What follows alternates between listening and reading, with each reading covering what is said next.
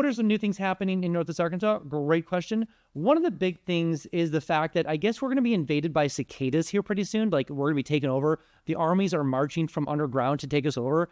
Evidently, every 15 years, a large amount of cicadas comes into the southern part of America. We are on the tippity-tip edge of it, so maybe we won't get as many. But if you do see and notice a large amount of cicadas invading your house, taking over the world, just keep that in mind, is that they are here. We probably won't get as many as people are saying, but hey, you never know. Never lived through it, but I'll let you know. I'll let you know how it goes.